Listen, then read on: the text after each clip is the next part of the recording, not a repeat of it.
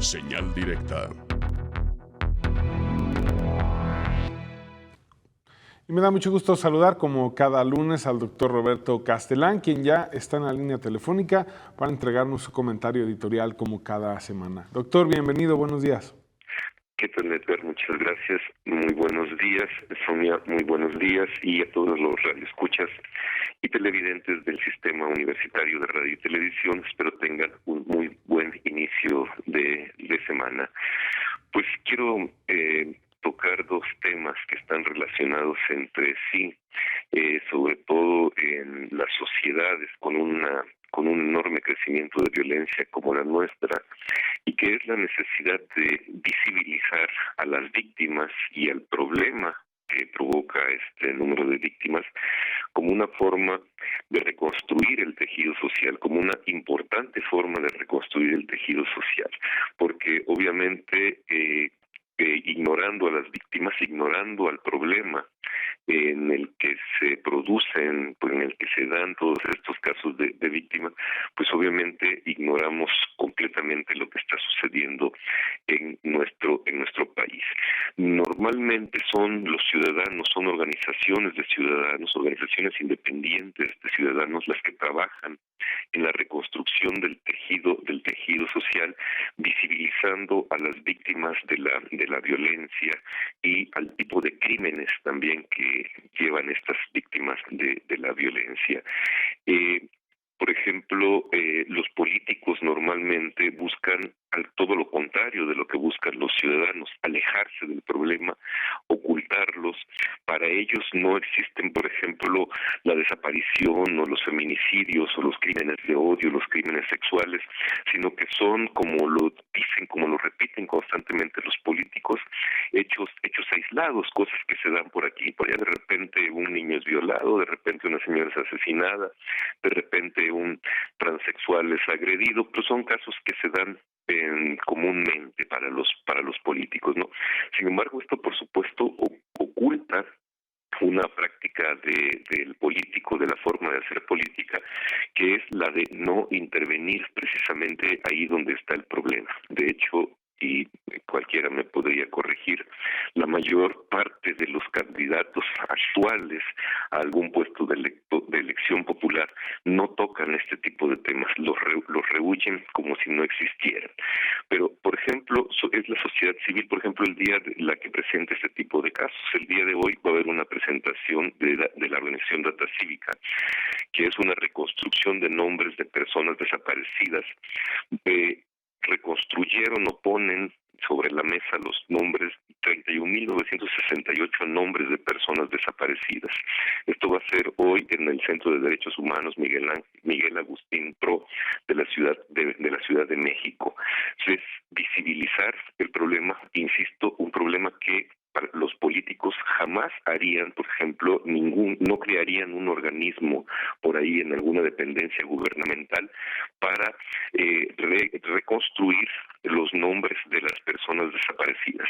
Y tampoco harían como lo hizo María Salguero, quien hizo un mapa interactivo que muestra los feminicidios ocurridos en México. Tampoco hay ninguna dependencia gubernamental de ningún tipo, de ningún político, que se dedique específicamente a esto, a visibilizar para poner sobre la mesa como un problema serio, un tipo de problema que parecen relegarlo a las páginas de los crímenes, la antigua nota roja que le llamaban, cuando en realidad es un problema de tipo político, porque hay que recordar, obviamente, como lo dice Data Cívica, que estas son personas, no son renglones, y yo agregaría que son personas y que no son estadísticas.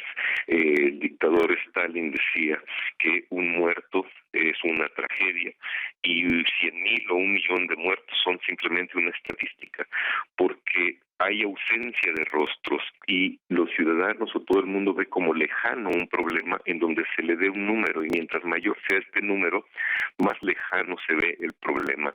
Para nosotros como personas normalmente le tenemos que poner rostro, nombre y apellido a la víctima, nombre y apellido a aquella persona que fue asesinada, aquel muerto, porque si no lo vemos lejano, como que no es parte de nuestra responsabilidad, como que son cosas que están sucediendo en algún lado y que a nosotros no nos compete ese tema para nada. Insisto, los políticos nunca van a buscar visibilizar este problema.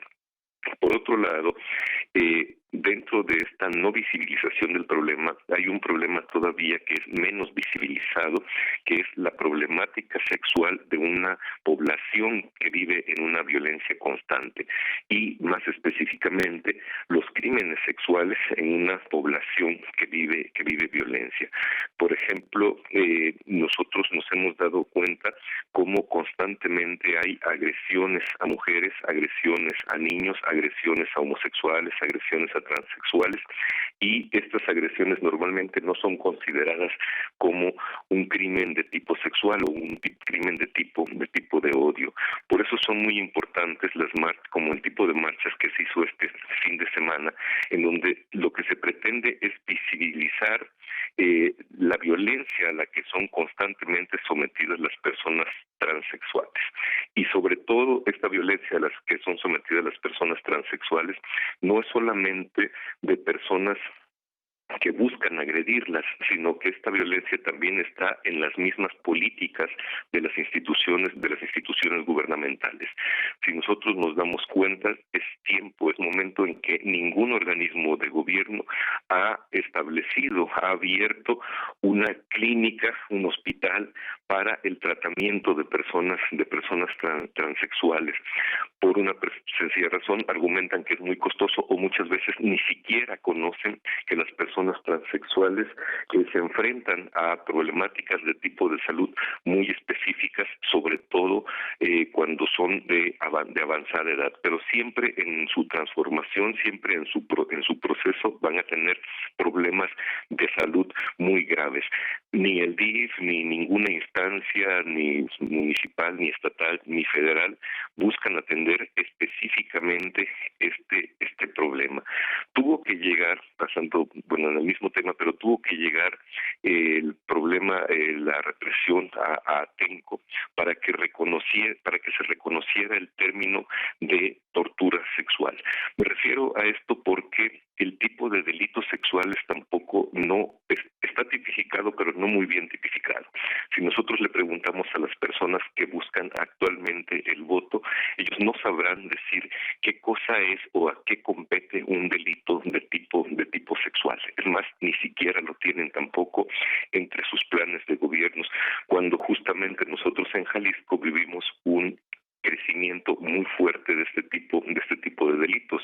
Simple y sencillamente constátense los números, si es que normalmente trabajamos con números, de la prostitución infantil en Jalisco. En Jalisco nos hemos convertido en uno de los lugares más importantes de prostitución infantil a nivel internacional. Los casos de Puerto Vallarta, Guadalajara y Lagos de Moreno son casos muy conocidos a nivel internacional. Pero tampoco a los políticos ni a los ciudadanos nos preocupa discutir sobre la edad de consentimiento de los niños para pensar en agresiones de violencia sexual a los niños. Los crímenes a prostitutas, esos ni siquiera se lleva un registro, porque pensamos que las prostitutas a eso se dedican y pueden pasar el número de violaciones que sean, pero nosotros no vamos a pensar que se está cometiendo un crimen sexual. El acoso, los acosos sexuales, ahora tan de moda precisamente por estas personalidades cinematográficas que han salido a la luz pública, son pan de todos los días en nuestra sociedad. En nuestra sociedad se acosa a todo tipo de personas y a toda hora en todos los ambientes de trabajo y en cualquier tipo de ambiente. Normalmente las víctimas resultan ser los culpables, sobre todo cuando estos acosos o cuando estas violaciones se denuncian mucho tiempo después. Y hay que recordar que del acoso a la agresión y al asesinato hay solamente un paso, sino que lo digan las famosas novias de los narcos, que son mujeres que son secuestradas, que son puestas al servicio de narcotraficantes, que luego son prostituidas y en una buena medida de casos son asesinadas. Pero obviamente, y con esto termino, los políticos este tipo de delitos no les interesa porque son tipo de delitos que parecen como este tipo de delitos vergonzosos. Acuérdense que vivimos en una sociedad en donde de sexo no se habla, en donde la sexualidad es intocable y en donde todas las formas culturales o las expresiones culturales que nosotros tenemos al respecto son normalizadas, aunque paradójicamente sean formas muy terribles de sexualidad. Ahí están las diputadas, lamentablemente la mayoría de ellos o todas ellas mujeres, que lanzan el grito justo en el lugar de la soberanía nacional, el grito que se quiere expulsar de los estadios, el de puto, lo lanzan precisamente en la Cámara de Diputados unas mujeres, lo que nos habla de una normalización de esta violencia sexual a través de la verbalidad. Yo lo que creo es que es tiempo ahorita de elecciones en que todos los políticos son buenos e inmaculados, que les exijamos que metan este tipo de problemática a sus agendas y que no únicamente presuman lo bien que hicieron, las carreteras que pavimentaron y todo lo buenas personas que son. Vivimos en una ciudad que se está degradando poco a poco en sus valores respecto a los seres humanos y que necesitamos que ellos traten de poner esto sobre la mesa política de discusión. Ese es mi comentario para el día de hoy.